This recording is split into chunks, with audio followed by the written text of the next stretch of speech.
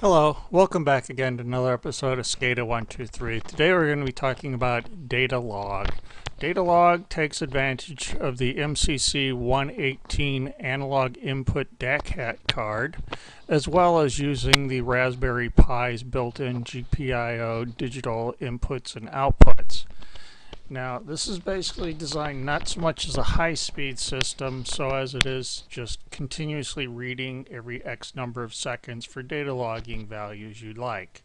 In addition to data logging, you have your DAQ functions here for the MCC and the Pi.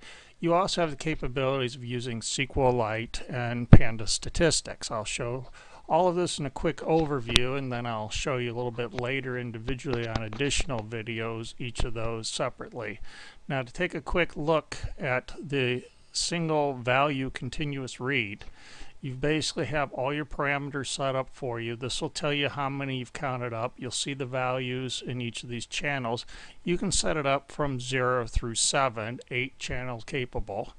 All you got to do then is just click the start. Once you've wired it up, you will see a embedded graphics here. You can also click on plot draw to see a new chart come up for the graphics. In addition, you also have a scroll box that's built in as far as the tkinter. This is all Python tkinter based. And you also have the capability of adding on Pandas table, which is a nice Excel spreadsheet capability thing. Now, to get started quickly here, let's just click on the start column so you'll get some data coming in and have ability to look at some of that. So let's just click on that. Now you'll see some values that are coming in here. We'll let it run a little bit there. And let's just click stop. We've got enough values there. Now you'll see all those values in the spreadsheet here so you can get an idea of what's going on quickly. You also got some individual little information here, what's going on, help debug, help you understand what's going on in the scroll box here. Now if you want, you can take the embedded draw, click on that, and you'll see what the values are right there real quickly. You can also change what the Y, min, and max are anytime you'd like. So let's just start this with 0. And our highest here is less than 6. So let's just change this to a 6. So we can zoom in quickly. Now let's redraw that. And boom, you're zoomed in 0 to 6 on your range. And you can see a little bit greater detail. Now that's just a quick, simple data logging. You can change the sample rate, set it once every second, however often you want. Every 60 seconds, whatever. You can also do a print df to basically just show you what the data looks like there. You'll see that in here. So if we bring these back up again, alrighty, there we go. Now you'll see just in the IDE printout there, this is assuming you're running it within the IDE. You're given the source code so you can actually see what's going on, change it, modify it yourself. As long as you have some basic Python understandabilities, this will get you up the ground off and running quickly, which is kind of the point. This isn't meant to be a full Python tutorial, and it's not supposed to be a capable do-all-everything application. It's a simple little thing to get you going, and you can modify it as you like. Now, let's expand a little bit more on, we've got basically our file to exit, we've got our windows on the menu, we can click to our GPIO. This is built in your Raspberry Pi. You got a Raspberry Pi with the MCC DAQ HAT on top of it, you're ready to go. Now, this gives you a little pinout there. It's a standard pinout for the 40 pin on the Raspberry Pi. These are your input outputs you're capable of using. You can't use all of them because some of them conflict with using the MCC 118 board. So what you are capable of is already listed here. I've got your GPIO pin number as well as the pin number itself here. So you can flip-flop either way you want to use it. Directions, you can just click input outputs. You'll set these all up how you want it to run before you do anything. So let's set those for outputs. These will be inputs. Nothing's fancy here. You can set the outputs to whatever you want. Now, you can do a click update GPIO, which is just a one-shot thing. Oh, nothing there. Boom, boom. Okay, okay. And after you're done, you can do a cleanup just to kind of clean things up digitally so you don't have output sitting on or anything like that. You can also basically set your scan interval.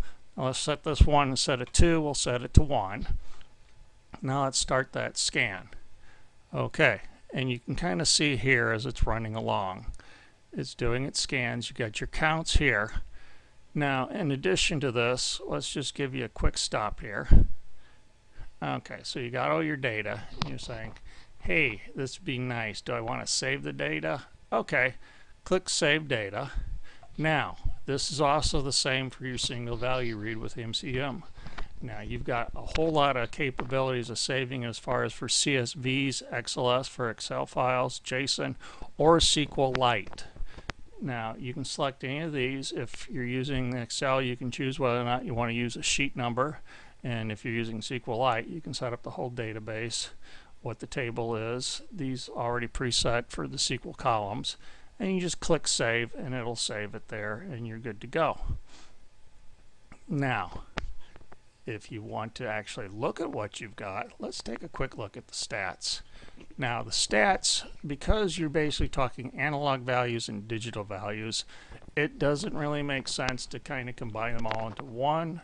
Trying your min, max, and your quartiles for digital that's only 1 and 0 doesn't really make sense. So I've kind of gave you the full Pandas descriptive statistic capabilities for the analog, but for the digital, we'll get you total counts, any missing values that there are, as well as the mean, which basically kind of tells you how long it's on till 1 for all of the digital channels there. So you kind of get a quick description. If, say, for example, you've got outputs that are on and you're looking for the input to stay on at the same time, you can check for the matching. You can also see if you're running a PID type thing, if there's a lag, whatever.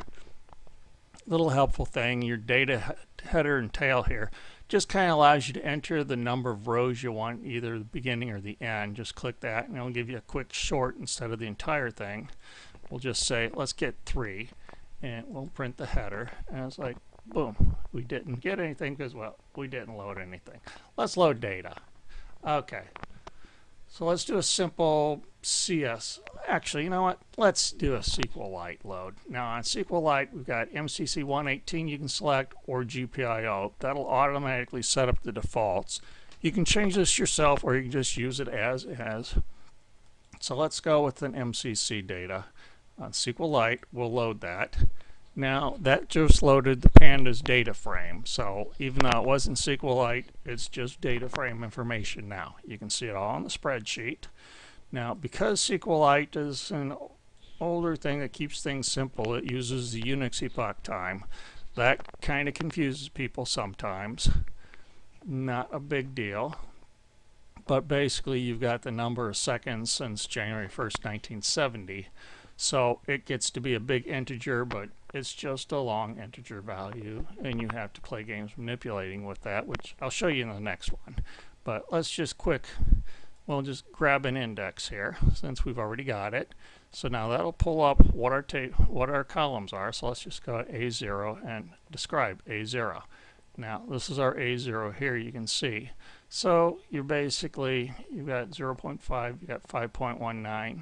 You got a big spectrum there, and you can see all the values, quartiles, min, maxes, and how it looks. Quick, simple, fairly straightforward. Now let's go back to what I was talking about in SQLite there real quick. Okay, here's SQLite. You can do the same thing again. No big deal, just load. You've got lots of capabilities. You've got the same in reverse for saving when you're doing the single value reads, or if you're doing the GPIO. So let's check out our SQL database here, and let's get the GPIO values. We'll load those. Okay, now you've got your times here. You've also got all the digital values. There's basically 12 of them. So if we scroll on over, you see D12. So let's use the lower part, the GPIO selection here, and we will say, okay, now if we just don't change anything, leave it the defaults value, we'll click on SQL command go, and you'll see what the SQL command currently is. It says select all star from GPIO. These are defaulted in there. You can change your select to be any of the columns or all the above. From GPIO, that's your table, which is kind of defaulted. You can change that, but if you're not going to change anything, it's nice to have it already there defaulted. Now you can use your date time there. This is in human, which is what I was talking a little bit about before. With the Unix time, you're going to have to convert it. It will automatically convert from this to the Unix when it saves it, and it'll automatically convert back again to human time so you can see it. But if you're looking at the data and you want to see, well, hey, I've got this value here, it doesn't really make a lot of sense, let's copy that. So copy that, let's paste it in here, and then we will just click convert. So if we click on the convert, we'll see what the time and date stamp is right there. 2020 1108 at 12:06:56. Quick, simple, kind of makes life a little bit easier when you're dealing with epoch time. That gets to be kind of confusing, but you get the gist. I'll get in greater detail in these later. Hope this helps. Stop on by at the link below to click it if you'd like to get it. I will talk to you later. Thanks a lot. Bye-bye.